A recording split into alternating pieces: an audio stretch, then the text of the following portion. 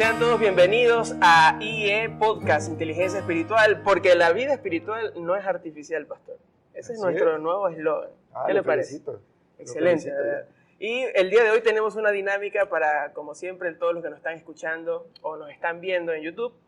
Así que estén pilas porque al final de este video vamos a nosotros a decirles cuál es esa dinámica y se van a ganar, como siempre, algo bueno, en este caso algo delicioso. Pero está rica la dinámica. Sí, está rica la dinámica, pero vamos a ver eso al final. Y muy bien, como siempre, estamos aquí con nuestro pastor David. ¿Cómo se encuentra, pastor? ¿Cómo lo ha tratado la vida esta semana? Hola Johnny, hola con todos. Yo estoy muy bien, gracias al Señor. Con ganas de seguir adelante. Ya viene el fin de semana, vienen las actividades en la iglesia. Estamos felices. Hay algunas actividades, ¿no? Hoy día, por ejemplo, en el que estamos grabando, hay una reunión de parejas. Hoy hay reunión de parejas, mañana hay una graduación de los niños de Oanza, luego vienen adolescentes, jóvenes. Escuela de música. Todo. Mucha reunión actividad de mujeres, hay una actividad especial para mujeres el día de mañana también de la iglesia. Así es. Y eso es bueno, ¿no? Hay mucho que compartir.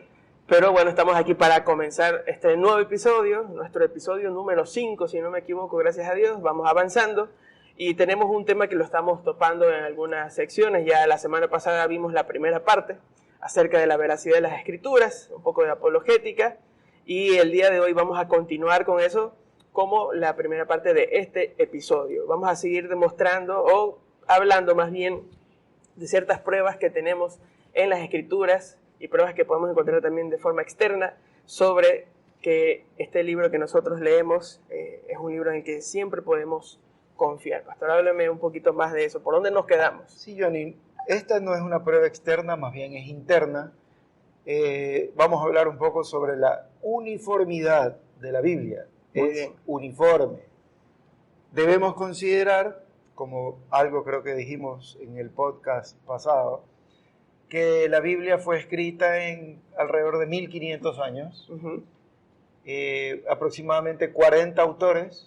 Estos 40 autores son distintos, muy distintos, ¿no? Diferentes personalidades. Sí, y que vivieron, sobre todo que vivieron en diferentes épocas. Unos fueron reyes, como David, como Salomón.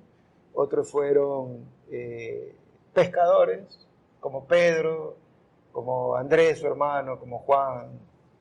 Otros fueron cobradores de impuestos, como Mateo, y así, ¿no? Los profetas, Juan el Bautista. Diferentes épocas, diferentes trabajos, incluso el ambiente era distinto. La Biblia fue escrita en medio de guerras, así es, en medio de esclavitud, en libertad, en una paz absoluta como en el tiempo de Salomón, bajo el dominio de los romanos como en la época de los apóstoles, así en diferentes etapas de la vida del pueblo de Israel y diferentes autores. Sin embargo, a pesar de todo esto, la Biblia tiene un tema central que es del Señor Jesucristo, el Salvador del mundo, y no hay, a pesar de tanta diferencia y tantos años, una sola contradicción, un solo error. Eso humanamente es imposible. Imposible.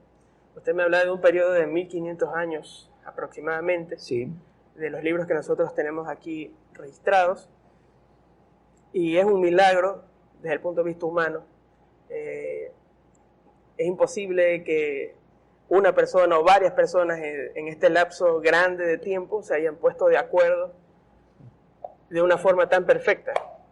Y como usted dice, a mí siempre que estudio la Biblia me parece hermoso encontrar esas referencias, por ejemplo, cuando estudio la vida del Señor Jesucristo y ver que en el Antiguo Testamento había un símbolo, había un rito, había algo que era una sombra de lo que se cumplía en la vida del Señor, como usted dice, de forma perfecta. Cada detalle dado para Israel, inclusive sus fiestas, todo se relaciona, todo tiene que ver a la venida de Cristo y a lo que iba a suceder y el plan de Dios de salvación para el hombre a través del Señor Jesucristo. Todo va relacionado, todo nos lleva a la enseñanza del Señor Jesucristo, así como entonces la uniformidad, lo perfecto que es el plan. Incluso la Biblia fue escrita en distintos idiomas y en diferentes países, ¿no? Y con autores que no se conocieron el uno al otro. Y que todo sea tan perfecto, tan armonioso, es porque la Biblia tuvo un director, que no es un solo hombre. Eso es imposible para un solo hombre. Ese hombre tenía que haber vivido 1500 años. Pero sí tiene un solo autor. El Espíritu Santo, guiando a los santos hombres de Dios, hablando del Señor Jesucristo para gloria de Dios Padre. Así es. Y no es como uno se podría imaginar, como que Dios dictándole a estos hombres y ellos como títeres ahí escribiendo, sino más bien como Dios supervisando, inspirando a estos hombres, el Espíritu Santo guardando obviamente que se hagan las cosas perfectas, pero aún así respetando la humanidad de esas personas que Dios elegía para este propósito. 2 Timoteo 3:16. Porque toda la Escritura es inspirada por Dios. Es una inspiración. No es un dictado literal. Es una inspiración, como usted dice, respetando el carácter del hombre, la forma literaria que el hombre le quiso poner, pero el concepto, lo fundamental, la base, el precepto, el mandato de Dios. Y también podemos ver que igual Dios trabajaba en la vida de esas personas, porque mucha gente se asombra, por ejemplo, cuando estudia las cartas del apóstol Pedro, que sabemos que tenía una profesión que no es considerada de un estudio superior, sino más bien era un trabajo de esfuerzo físico, pero cuando uno lee sus cartas ve que algo le pasó a Pedro. Lo dice en los Hechos, ¿acaso no son galileos todos estos? Eran del vulgo, o sea, eran gente prácticamente sin educación, pero se maravillaban porque sabían que habían estado con Cristo, porque tenían la doctrina de Cristo. Entonces Pedro no era ningún erudito, sin embargo es uno de los más grandes apóstoles y siervos de Dios. Y la contraportada de eso sería Salomón, por ejemplo, ¿no? Sí. Su sabiduría. La sabiduría de Salomón, pero porque fue humilde con Dios. Dios le dijo, ¿qué quieres que te dé? Y Salomón le dijo que sea fiel y que pueda dirigir este pueblo. Entonces Dios lo hizo el hombre más sabio que ha existido y que existirá. Y cuando uno se adentra, por ejemplo, en las Escrituras, uno se puede dar cuenta que a pesar de que fue un humano el que escribió, podemos ver la marca de Dios. ¿En qué sentido? Por ejemplo, hay cosas que los autores humanos escribían pero no entendían. Sí.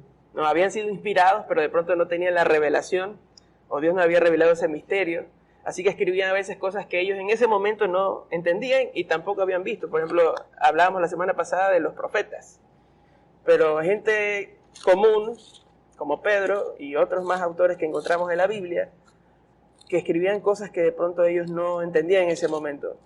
Es así que nosotros encontramos, por ejemplo, que la Biblia ya hace muchos años atrás hablaba de la forma de la Tierra, ¿no? De la redondez de la Tierra, su circunferencia. Y eso no se descubrió sino hasta unos años después. Y así muchos otros datos interesantes. Mire lo que dice aquí. Primera de Pedro 1:10. Los profetas que profetizaron de la gracia destinada a vosotros, inquirieron y diligentemente indagaron acerca de esta salvación, escudriñando qué persona y qué tiempo indicaba el Espíritu de Cristo que estaba en ellos, el cual anunciaba de antemano los sufrimientos de Cristo y las glorias que vendrían tras ellos. A estos se les reveló para sí mismos, no para sí mismos, sino para nosotros. Administraban las cosas que ahora os son anunciadas, por las que han predicado el Evangelio por el Espíritu Santo, enviado desde los cielos, cosas en las cuales anhelan mirar los ángeles. Entonces vemos lo que usted dice. Muchos hombres de Dios investigaban, indagaban, ¿quién? ¿Para qué era este escrito? Nosotros ahora ya lo tenemos revelado porque el Señor nos ha dado la gracia de que ya está revelado. Pero tenemos su espíritu. Muchas veces escribían cosas y profecías que no entendían. Y hay cosas que nosotros aún no entendemos. Nadie puede entender toda la Biblia porque tenemos profecías para muchos años más. Entonces, podemos tener una buena idea, incluso podemos estar seguros de nuestra idea, pero en cuanto a profecía se trata, solamente sabemos que es real cuando ya se cumple. Perfecto. Entonces la unidad se mantiene y no es mérito humano, sino más bien divino. El Señor ha guardado eso. totalmente divino, esto para el hombre es totalmente imposible, Johnny. Pero aparte de esto, la Biblia tiene otras particularidades, ahora sí, externas, ¿no? A ver. Por ejemplo, es el primer libro impreso Ujú. y el más publicado. Son la singularidad de la Biblia, la particularidad, o sea, lo especial que tiene este libro. Ujú. Cuando se crea la imprenta, el primer libro en ser impreso, la Biblia. Claro. ¿No? Y se lo publicó y fue un aliado de la Reforma, ¿no? Esta publicación. ¿Por qué? Porque antes era difícil tener una Biblia y poder leerla. Con la publicación de millares de Biblias, la gente que anhelaba la palabra de Dios empezó a leer la Biblia y empezó a darse cuenta de la verdad. Perfecto, y hay que hacer la diferencia, ¿no? La impresión, porque usted hablando de la imprenta, no es lo mismo que las copias que habían antes, que eran a manos. Hablábamos de los escribas, por eso usted dice, se está usando la imprenta, el primer libro impreso, o sea, utilizando una máquina para reproducir varias copias. Sí, reproducido por millares, ¿no? Así es. Porque había en Biblia, recordemos que hablábamos la semana pasada que un escrito a mano de la Biblia pues, podía costar el trabajo de todo un año de un hombre. Así es. Entonces era difícil adquirir una Biblia. Con la imprenta los precios bajaron muchísimo porque fue entonces Algo masivo, o sea, más accesible. Muy bien. ¿Qué más? ¿Qué otro? Varias particularidades más. Por ejemplo, la Biblia ha sido el libro más vendido, el más traducido, el más leído, el más estudiado e incluso el más criticado. El más discutido. El más discutido. Entonces, tiene algunas cosas en las que sobrepasa por mucho y por muy lejos al resto de libros religiosos y de cualquier tema. Uh-huh. Sobre las traducciones, ¿qué nos puede decir? Sobre las traducciones. Bueno, existen, la Biblia se la ha traducido en más de 1400 idiomas, idiomas y dialectos, ¿no? Uh-huh. Como decíamos, la forma como los judíos llevaban la escritura. Y mire, algo muy particular, ¿no? Para traducir la escritura, tenemos las sociedades bíblicas que traducen las escrituras. Y en las sociedades bíblicas se reúnen no solamente creyentes, sino se reúnen personas de distintas religiones. Incluso podemos encontrar eruditos católicos que conocen el tema, con eruditos evangélicos que conocen el tema, porque ellos no están creando doctrina, ellos están simplemente traduciendo del idioma original al idioma al que quiere ser traducido. Uh-huh. Entonces, es el libro que más se ha traducido a nivel mundial, casi que a llegar a todas las... Y es una tarea súper importante, creo yo, que hay muchos países, lugares que todavía no tienen acceso a una Biblia en su idioma. Una curiosidad, o sea, yo sé, por ejemplo, aquí en Ecuador, el pueblo Waodani, los Aucas, Ajá. Con el tema de los misioneros que llegaron y trágicamente murieron, pero se comenzó una obra ahí. Y actualmente he visto iglesias que están allá trabajando en la selva ecuatoriana, en el oriente, que tienen ya prácticamente, no sé si todo el Nuevo Testamento o algunos libros del Nuevo Testamento, pero ya traducido al idioma Waodani, que me parece impresionante.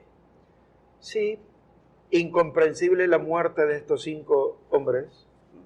Una de sus esposas pudo entrar luego con su hijo. Y lo curioso es que los mismos hombres que mataron a los misioneros se convirtieron y se dieron cuenta de lo que habían hecho. Y ellos empezaron a estudiar la escritura, por supuesto su Biblia cambió por completo, su vida cambió por completo, y ellos fueron los primeros predicadores hacia su pueblo, y ese fue el fruto que esos 5 predicadores dejaron, ¿no? Que muchos de los Waorani o Aucas, como eran conocidos antes, se convirtieron al Señor y pudieron salvar sus vidas, y ahora es un pueblo que muchos de ellos conocen al Señor. Así es. Pero esto ha sido un trabajo arduo, supongo, el poder mantener esa fidelidad de las Escrituras, no solamente de la traducción, sino de las doctrinas que encontramos en ellas. Pero aún así Dios también ha permitido que se preserve, ¿no?, a través del tiempo este libro. Sí, Johnny, como decíamos, la Biblia ha sido uno de los libros más atacados, pero así como ha sido más atacado, ha sido uno de los más leídos, de los más cuidados. Hablábamos que mucha gente ofrendó su vida para cuidar la Biblia. Y mientras más se ataca a la Biblia, más se expande, ¿no? Eso es otra de las particularidades y cosas divinas que tiene la Biblia, que mientras más se la atacó, más creció en cantidad de libros y en cantidad de discípulos, porque Dios preserva su palabra. Muchos dijeron, la Biblia va a durar hasta tal año, y nadie más va a hacer caso a la Biblia. La Biblia sigue vigente, y muchos de esos hombres que profetizaron o dieron un mal augurio en contra de la Biblia, ya no existen. Y muy pocos se acuerdan de ellos. Entonces se cumple lo que dice la Escritura: cielo y tierra pasará, mas tu palabra no pasará. Y podemos ver la fidelidad no solamente en esta preservación, sino cómo se cumplen las profecías. Porque como usted dijo, hay profecías que tenemos para tiempos futuros, eventos futuros, pero también hay profecías que ya se cumplieron. Sí. Tenemos muchas profecías. Vamos al tema central, Cristo. Muchas profecías en el Antiguo Testamento que los profetas hablaron sobre el Señor Jesucristo. Su nacimiento y su muerte.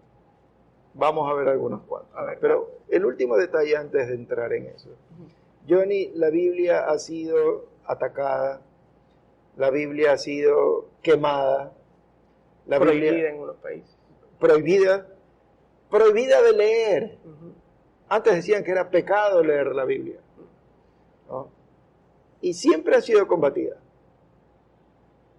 Pero la Biblia siempre ha preservado. Dios siempre ha tenido un remanente fiel a su palabra, que se ha mantenido. Y mire, por más que el hombre haga lo que haga, la Biblia siempre existirá. Porque es el libro de Dios. Así es. Y Dios es eterno. Vayamos a las profecías. Profecías del nacimiento de Cristo. Busque ahí en su Biblia, Johnny. Vamos a buscar.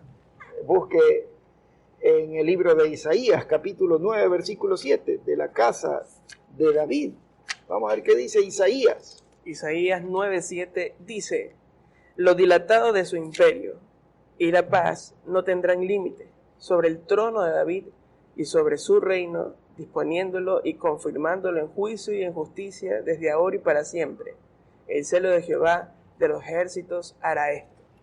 Iba a ser un descendiente del rey David. Si vamos al linaje del Señor Jesucristo, podemos ir al libro de Mateo, podemos ir al libro de Lucas, ahí está todo el linaje del Señor Jesucristo, y vamos a ver que viene o es descendiente de ¿quién? Del rey David, ¿no? Más detalles: nacería en Belén, Miqueas, capítulo 5, verso 2. Estamos hablando del profeta Miqueas. Eso está en la Biblia. Miqueas, capítulo Miqueas 5:2. Dice aquí: pero tú, Belén Efrata, pequeña para estar entre las familias de Judá, de ti me saldrá el que será el Señor en Israel, y sus salidas son desde el principio de los días de la eternidad. Refiriéndose, por supuesto, al Mesías. Vuelva al libro de Isaías, capítulo 7, verso 14. 7:14 dice: por tanto, el Señor mismo os dará señal. He aquí que la Virgen concebirá y dará a luz un hijo y llamará su nombre Emmanuel. Que quiere decir Salvador, ¿no? Entonces, mire, existen un montón más, pero nosotros tenemos que ir a un tema principal del podcast. Entonces hay que saltarnos algunas. Nacería de una virgen, sería descendiente de David y nacería en Belén. Hablemos sobre su muerte. Vaya al Salmo, capítulo 22, Salmos 22, verso 16. Salmo 22, 16.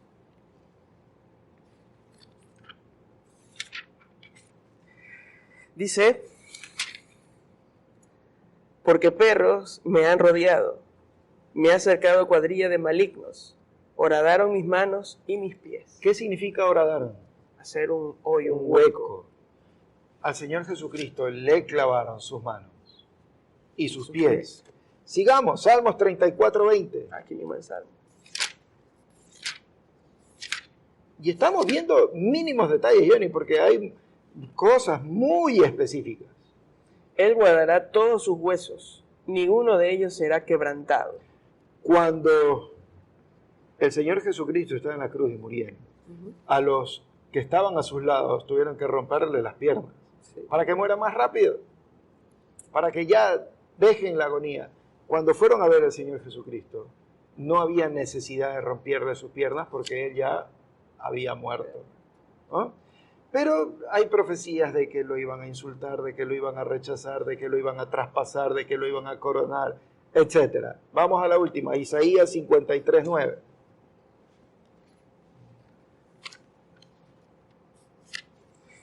(53:9) dice, y se dispuso con los impíos su sepultura, mas con los ricos fue en su muerte, aunque nunca hizo maldad ni hubo engaño en su boca. Fue sepultado en la tumba de un rico, ¿no? Y si vamos a la historia del Señor Jesucristo, vemos que Él no tenía nada desde que nació, y fue sepultado en un sepulcro prestado en el sepulcro de un hombre rico. Entonces, ¿cómo puede haber tanto detalle del rey David, de Isaías, hombres que vivieron cientos de años antes de Cristo, y ponen con punto y coma lo que iba a suceder con el Señor Jesucristo? ¿Por qué? Porque hay un autor intelectual, el cual es Dios, utilizando a sus siervos para que escriban lo que Él quería dar a conocer a las personas, ¿no? Entonces, pruebas y más pruebas, internas y externas. La ciencia. ¿Qué dice la ciencia? Parte de la contradicción de la ciencia, la escritura, es culpa de los científicos.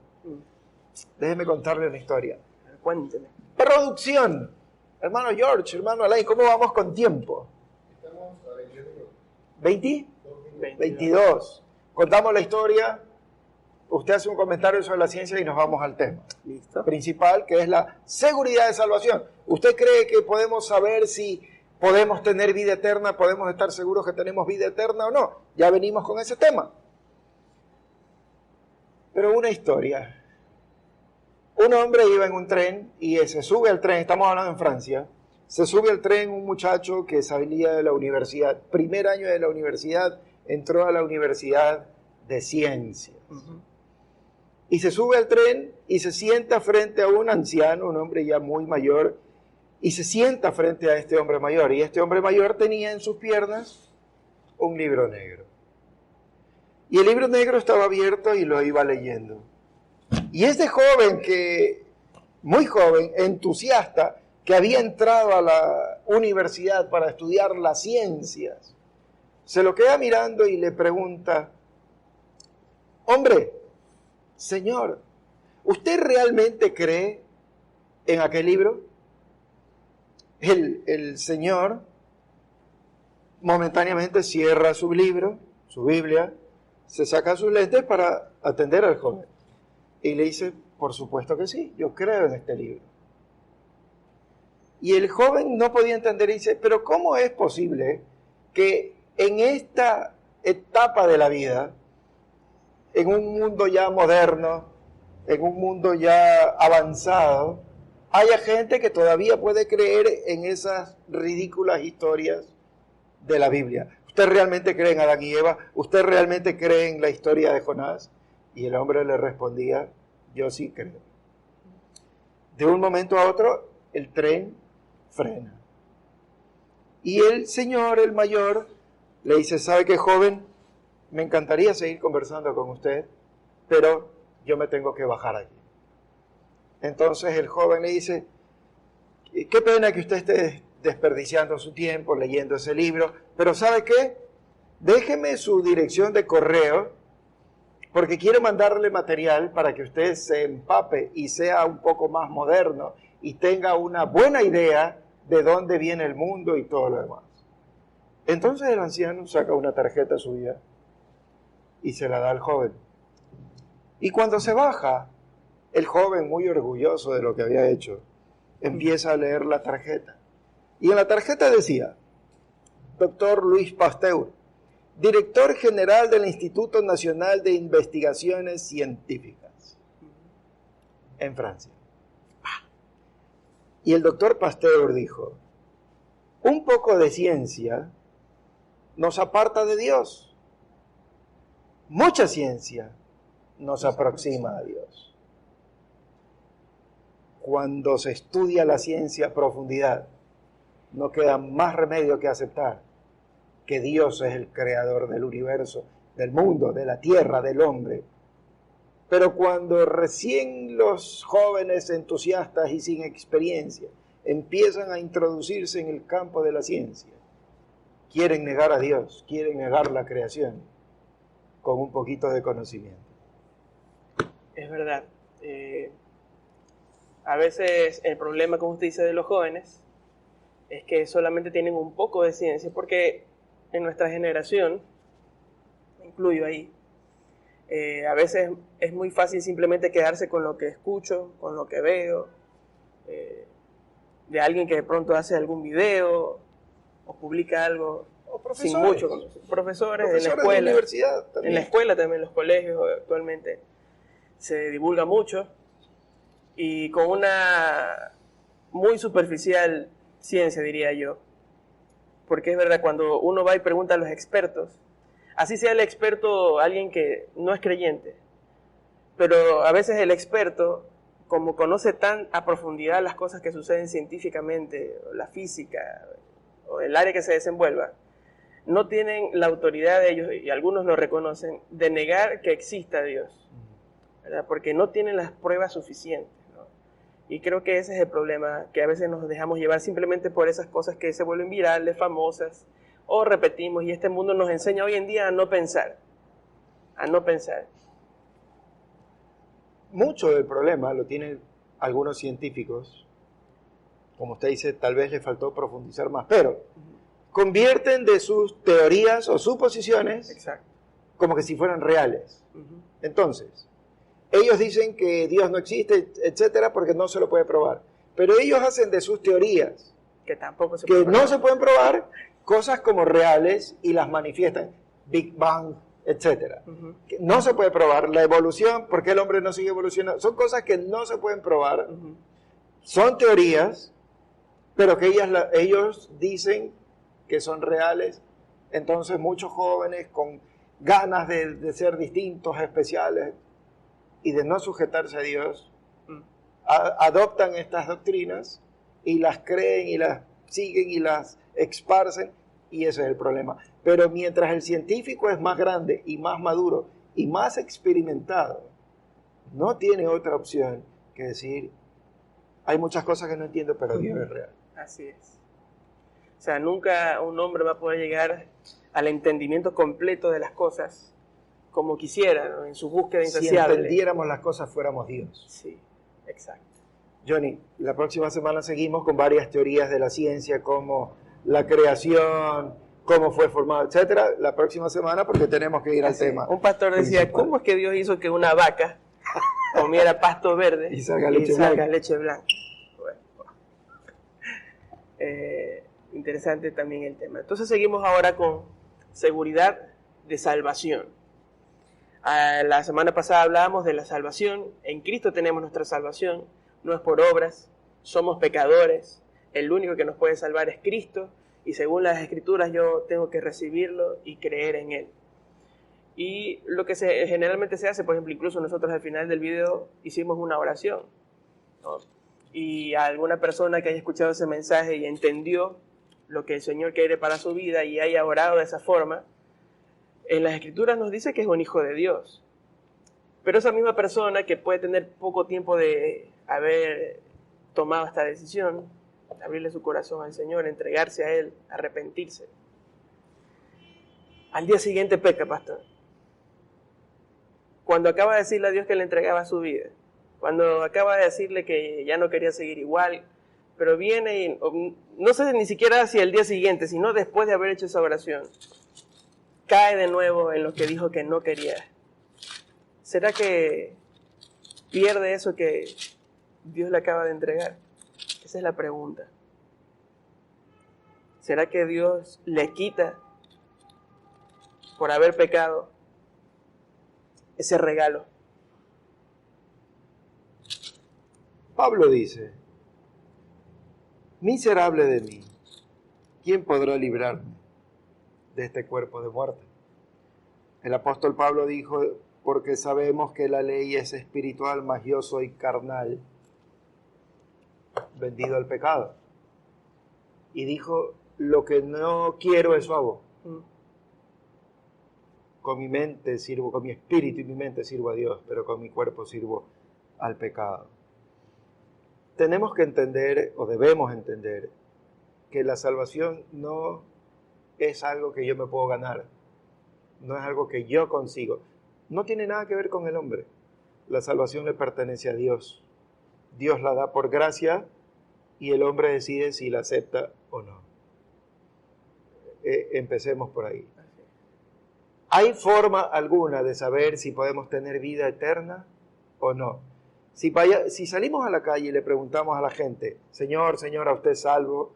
¿Usted tiene vida eterna? ¿Cuáles son las respuestas más comunes? La mayoría piensa que sí. ¿Que sí? ¿Por qué? Por las obras que hacen. Por las obras que hace. Otros van a decir, mira, yo no sé, eso solo lo puede saber Dios. Eso el hombre no lo puede saber. Otros hechos los chistosos, aunque a mí me enoja cuando se hacen yo de seguro me voy al infierno. No tienen idea de lo que es el infierno, por eso se bromea con eso. Claro.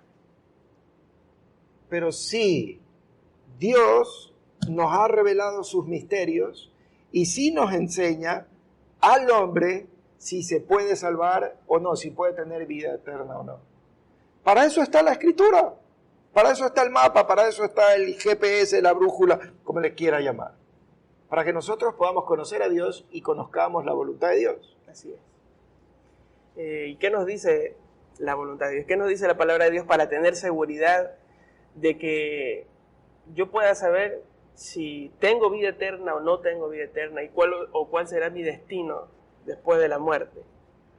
Vamos a ir a 3 porciones. Ya. Primera, y para que anoten, para que las personas que están escuchando el podcast también puedan anotar, cuando tengan dudas, revisar nuevamente estas citas, leerlas, porque la palabra de Dios es la que va a convencer. Nosotros no vamos a convencer a nadie. Está fuera de nuestro propósito convencer a alguien. Nuestro propósito es leer lo que Dios dice, enseñar a la gente, para que el Espíritu Santo, Dios mismo, convenza a la gente si puede tener salvación o no. La primera está en el Evangelio de Juan, capítulo 10, versos 7 en adelante. Esa es la primera cita. Juan 10, 7 en adelante. La segunda cita está en el libro de Romanos, capítulo 8. Romanos, capítulo 8. Vamos a leer los últimos versos del libro de Romanos. Y la tercera y última cita está en Primera de Juan, capítulo 5.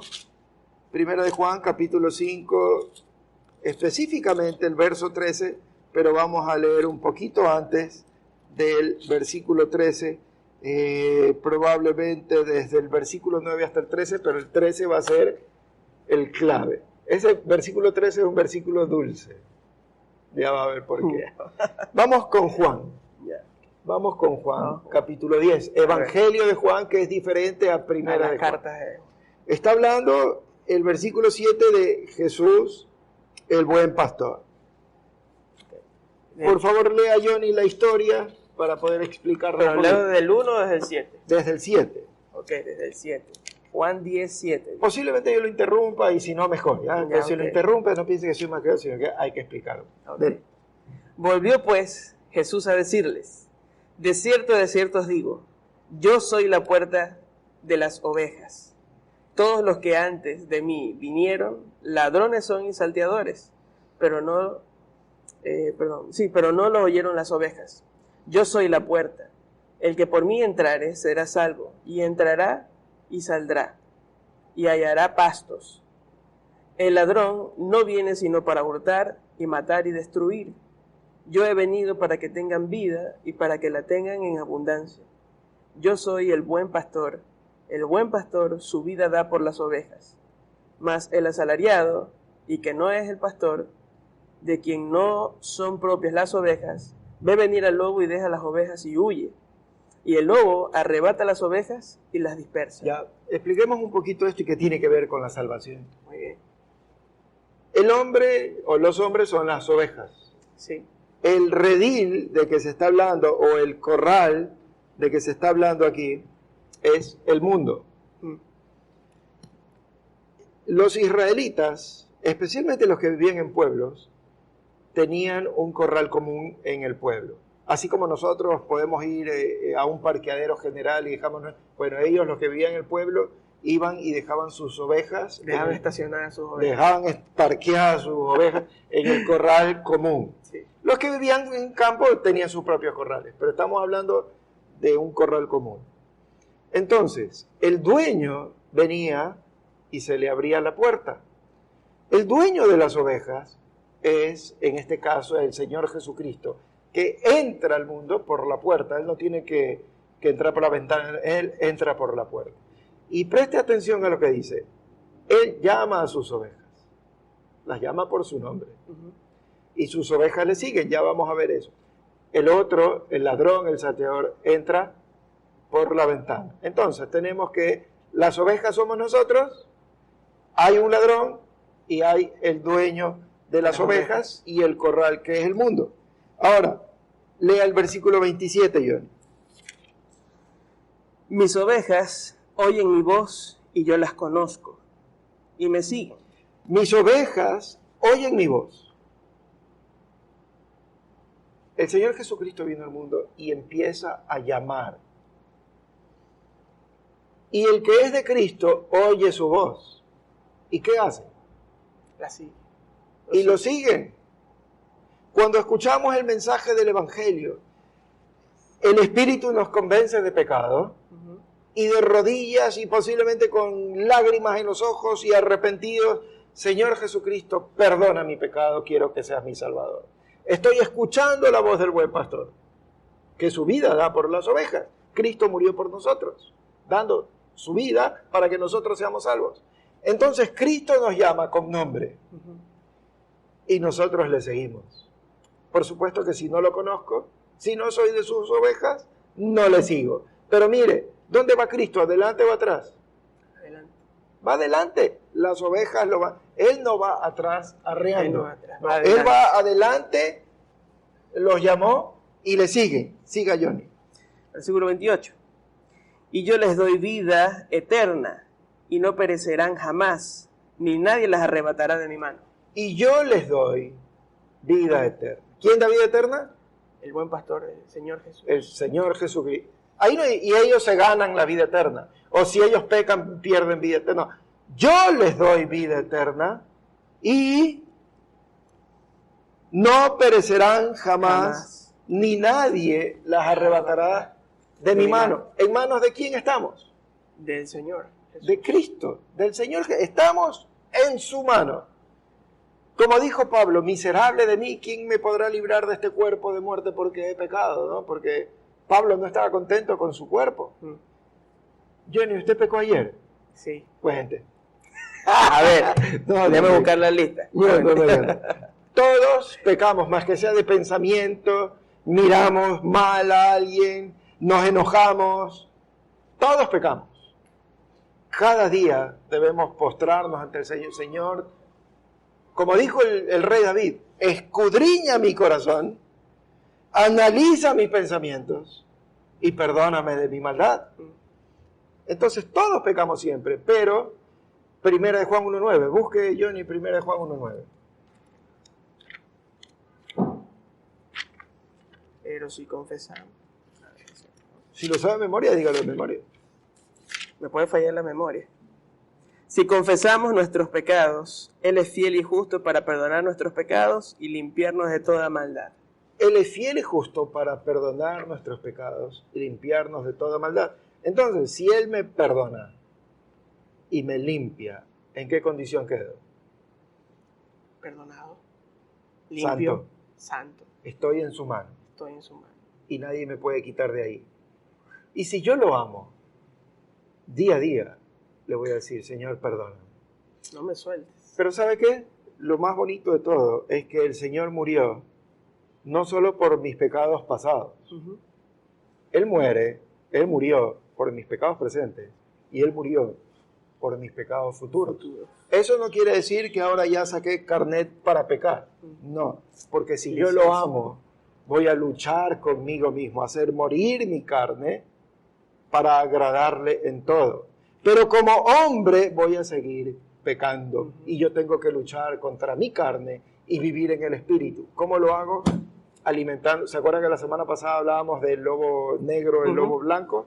El que alimento más va a tomar la delantera en mi vida. Y se trata de alimentar lo espiritual y combatir a la carne. Claro. El tema es espiritual. Así es. Pero estamos en las manos de Cristo. Y se supone que si soy su oveja, le tengo que seguir, ¿no? Exacto. Y si le sigo, guardo sus mandamientos, lo El amo. que me ama, Guarda. guarde mis mandamientos. Entonces, no es que, soy salvo, soy de Cristo y viva la fiesta. No.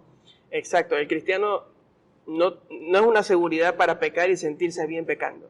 No. Es más, cuando pecamos rompemos la comunión, mas no perdemos salvación. Eso es. Somos le iba a salvos, preguntar. pero perdemos comunión. El cristiano, ¿qué pierde cuando Juan peca? entonces? capítulo 15, ¿no? Ujú. Cuando el cristiano peca, pierde la comunión, pierde esa paz, ese gozo de estar con Dios, pero es salvo.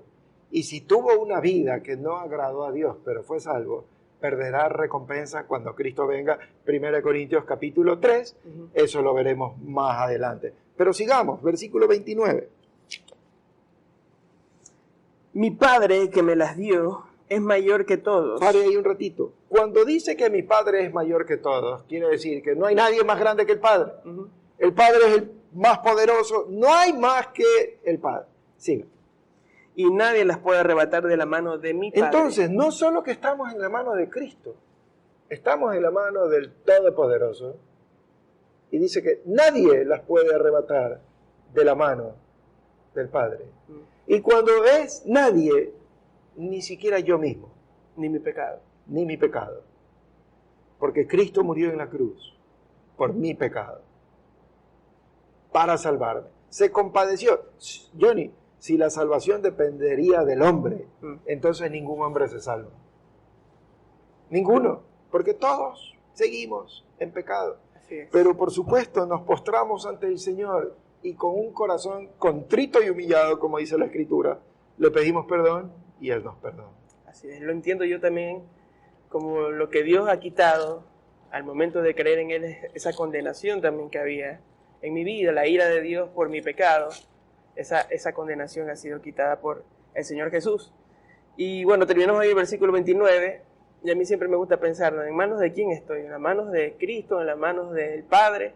Y el versículo 30 me encanta porque termina diciendo, yo y el Padre uno somos. Estamos en las En manos de Dios. Así es. Usted nombró algo importante. Vaya al libro de Romanos. Vamos a la segunda cita, Romanos 8:1. Romanos. Espérese un ratito. 50, 40, ya tenemos unos 10 minutos todavía. Vamos bien. Corra, Johnny, corra. Ya. Gracias a la Corre, producción Johnny. que nos mantiene. presiona, nos va acelerando. 8.1. Ahora pues, ninguna condenación hay para los que están en Cristo Jesús, los que andan conforme a la carne, los que no andan, conforme a la carne, sino conforme al Espíritu. Ninguna condenación hay. ¿Para quién? Para los que están... Para los que están en Cristo Jesús. Bien, veamos algunas cosas. Johnny. Vaya al versículo 31 de Romanos 8. ¿Ok? Dice, ¿qué pues diremos a esto? Si Dios es por nosotros, ¿quién contra nosotros? Verso 33. ¿Quién acusará a los escogidos de Dios? Dios es el que justifica. ¿Quién acusará a los escogidos de Dios? A los que Dios salvó. Si Dios es por nosotros, ¿quién contra nosotros? Lo acabamos de leer. Sí. Entonces, si Dios nos ha salvado, ¿quién, cuando pecamos, quién nos puede condenar? ¿Quién es el único que tiene derecho a condenarnos? Solamente Dios. Porque el pecado es una ofensa contra Dios. Así es. Y el verso dice, ¿quién acusará a los escogidos de Dios? Dios, que es el único que nos puede acusar. Dice, ¿quién acusa a mis escogidos? Si sabe que 1 Juan dice que Cristo es nuestro abogado y que Él está intercediendo por nosotros. Por más que Dios quiera acusarnos, Cristo está intercediendo por nosotros y le está diciendo, Padre, yo morí en lugar de ellos. Versículo 34. ¿Quién es el que condenará? Hace una pregunta ahí. ¿Quién es el que condenará? Y Pablo mismo responde. Cristo es el que murió, más aún el que también resucitó, el que además está a la diestra de Dios, el que también intercede por nosotros. Ya. Lo que dice en Juan lo dice aquí también. El único que puede condenar es Dios. Cristo está intercediendo. Entonces, ¿quién nos puede acusar? ¿Quién nos puede condenar? Solo Dios. Y Dios nos ha perdonado y Cristo intercede por nosotros. Y termina Pablo diciendo, lea los versículos 38 y 39. Por lo cual estoy seguro de que ni la muerte, ni la vida, ni ángeles, ni principados, ni potestades, ni lo presente, ni lo porvenir, ni lo alto, ni lo profundo, ni ninguna otra cosa creada nos podrá separar del amor de Dios que es en Cristo Jesús, Señor nuestro. Nada ni nadie, ni de lo que pasó, ni de lo que esté por venir, absolutamente nada ni nadie nos puede separar del amor de Cristo. Amén. Porque es el amor de Cristo que es incondicional. Si dependiera de nosotros, nosotros mismos nos separamos de Él. Pero Cristo es perfecto. Nos ama tanto, vino a salvarnos, entregó su vida, dependemos de Él. Efesios 2, 8 y 9, porque por gracia sois salvos por medio de la fe. Y esto no es de vosotros, pues es un regalo de Dios.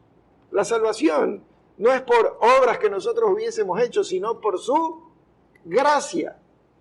Entonces nosotros no tenemos nada que hacer en el asunto de la salvación, ni nuestra santidad, ni nuestro pecado. Una vez que nos ha salvado y que nos da vida eterna, debemos luchar por vivir en santidad, para amarle, para no ofenderle, para seguirle. Pero aún así, caigamos en algún momento, doblamos nuestras rodillas y le pedimos perdón, no para que nos vuelva a salvar, para que limpie nuestros pecados, para no perder la comunión con Él. Así es.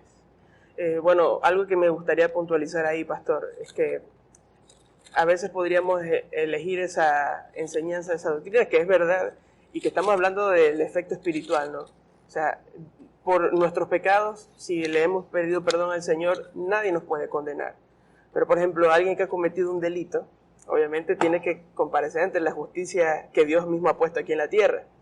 Pero aún así, aquella persona que pueda estar cumpliendo una condena, está en prisión porque cometió un delito, un pecado, pero aún si esa persona se arrepiente, puede ser. Usted me mete en líos a mí y con la producción, porque ya nos están acelerando pero el tiempo y yo voy a contar una historia. Ya, cuente la historia. La ¿Cuánto hay? historia 5 dice, minutos. un hombre se graduó de abogado, era juez, y un hombre robó un banco y lo cogieron prisionero. Y llega el prisionero, el acusado, delante del juez, y eran amigos de niños. Eran dos chicos que eran muy amigos, crecieron, se separaron, cada uno tomó su rumbo, el uno abogado, el otro ladrón de banco. Entonces cuando el ladrón ve al juez, lo reconoce, él es mi amigo, estoy hecho. No va a pasar nada, era ecuatoriano. Bueno, entonces vienen las acusaciones, abogado, fiscal, etc. Entonces el juez dice, culpable, fianza, $1.000.000. Por exagero, cualquier fianza. Ya. Entonces el amigo, el acusado, no podía creer que su amigo lo esté traicionando. Pero si éramos tan amigos. El juez se levanta de su mesa de juez, deja su capa de juez, su gorro de juez, va y se sienta al lado de su amigo, saca su chequera y firma un cheque por la cantidad de la fianza. ¿Qué quiero decir con esto, Johnny? ¿Ah? Qué buen amigo. Era amigo, lo quería. Nosotros no merecemos el perdón de Cristo porque Dios es juez y es un juez justo. Pero Él dejó su capa de Dios, su gorro de Dios, se humilló, se hizo hombre, vino, sacó su chequera y pagó con su vida. Y dice, estás libre. Así es. Eso es hacer justicia y dar gracia. Fue lo que hizo el juez. Entonces, si alguien merece estar en la cárcel, bien merecido, pero la gracia nos libera. Ese es el amor de Dios. Espero que lo podamos comprender. Vayamos a la última cita antes que nos corten. Ok. Antes que nos corten la luz. Primera de Juan 5. Leamos el verso 9 hasta el 12. Primera de Juan 5, 9 a 12. del 9 al 12. Dice así. Si recibimos el testimonio de los hombres, mayor es el testimonio de Dios, porque este es el testimonio con que Dios ha testificado acerca de su Hijo. El que cree en el Hijo de Dios tiene el testimonio en sí mismo. El que no cree a Dios le ha hecho mentiroso, porque no ha creído en el testimonio que Dios ha dado acerca de su Hijo. Y este es el testimonio, que Dios nos ha dado vida eterna, y esta vida está en su Hijo. El que tiene al Hijo tiene la vida. El que no tiene al Hijo de Dios no tiene la vida. Johnny, piense en alguien en que usted pueda creer. Un hombre que usted pueda creer. Que sabe que le va a decir la verdad, así le duela. ¿Lo encontró? ¿Sí? Si usted puede encontrar un hombre que sabe que le va a decir la verdad, con mucho más razón puede confiar en Dios. Dios es mayor que todos. Y Dios es Dios. Ahora, si yo le creo a Dios, bienvenido. Pero si no le creo a Dios, ¿qué estoy diciendo? Mentiroso. Que Dios miente. Y Dios me da un testimonio acerca de su Hijo. El que tiene al Hijo, Tiene la vida. tiene la vida. Simple. Si le creo a Dios y creo en el Hijo, tengo vida eterna. Si lo niego, digo que Dios miente. Y si no creo en el Hijo de Dios, por supuesto que no tengo vida eterna, porque con Cristo o creemos y tenemos vida eterna, o no creemos, le rechazamos y somos condenados. Pero si creo en el Hijo de Dios, me dice el testimonio del Padre que tengo vida eterna. El Padre lo está diciendo.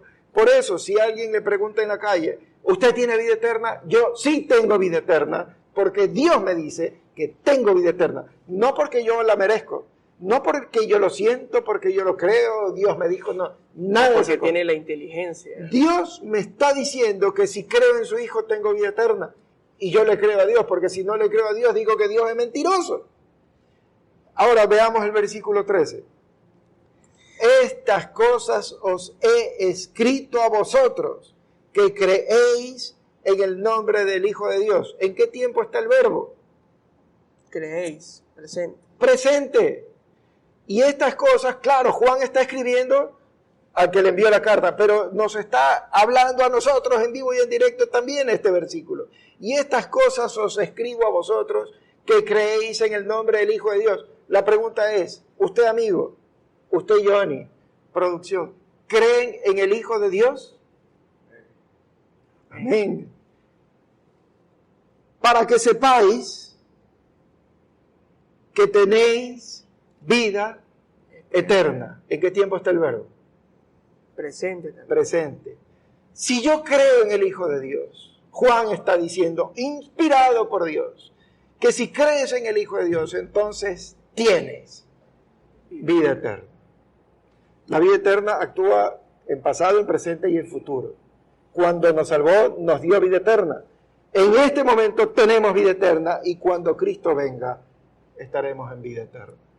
Entonces, la vida eterna no depende de lo que yo siento, de lo que yo me imagino, de lo que yo creo. Ay, si pequé me siento mal, entonces ya perdí la vida eterna. No, la vida eterna depende de lo que Cristo hizo en la cruz y la vida eterna depende de lo que el Padre dice de Cristo. Y si yo creo en Cristo como mi Salvador, el Padre me está confirmando y asegurando que tengo la vida eterna. Y si no le creo a Dios, estoy diciendo que es mentiroso y yo prefiero creerle a Dios y no insultarlo. Excelente. Creo que un conocimiento que da seguridad en todas las áreas, ¿Y por qué lo digo? Porque justamente estaba buscando una frase de uno de los misioneros que murió aquí en Ecuador, Jim Elliot, en su misión ahí en la selva. No es un tonto aquel que entrega lo que aquí no puede retener para ganar aquello que nunca podrá perder. En Cristo estamos seguros. Johnny, usted tiene una promoción que hacer, ¿verdad? Así es, mis queridos hermanos, amigos que nos están escuchando. Como le dijimos al principio, nuestra dinámica se trata de que usted responda una pregunta y va a tener un premio delicioso. Juan, en una de las 3 cartas, lo diferenciamos para que puedan buscar la respuesta, no está en el Evangelio de Juan, sino una de las 3 cartas, nos deja un versículo para que nosotros podamos saber que tenemos vida eterna. Mire que estamos especificando eso, para saber que tenemos vida eterna. Queremos que usted nos escriba, nos responda, ¿dónde está ese versículo? Díganos la cita bíblica del versículo y cómo va a participar con su respuesta. Tiene que etiquetarnos su respuesta en nuestras redes sociales con el usuario Templo Cristiano Alborada en Instagram o en Facebook. Entonces usted escribe su respuesta, la cita bíblica, y nos etiqueta, Templo Cristiano Alborada.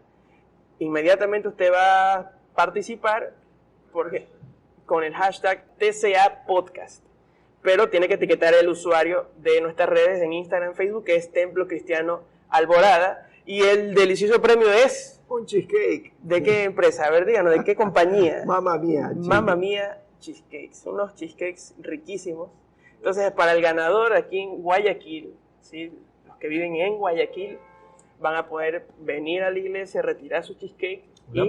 Una porción y comérsela. Del sabor que desee. Hay altísimos sabores muy buenos, pero del que usted desee, le aseguro que va a estar buenísimo. ¿Qué sabores hay? Para que vaya pensando, para que la gente... Hay chocolate, frutas, ya vamos más adelante. Por tiempo, quiero agradecer a la producción Render. George, Alain, Render, ¿no? Render S y Drone juntos. Render S y Drone. Gracias a ellos por esto. Gracias a ustedes por su paciencia. No queremos hacer podcasts muy largos, pero a veces un poquito lo amerita el tema. Y nuestro mayor deseo es que el Señor los bendiga. Si usted nos manda algún pedido de oración, con gusto estaremos orando por ustedes. De mi parte, que el Señor los bendiga mucho.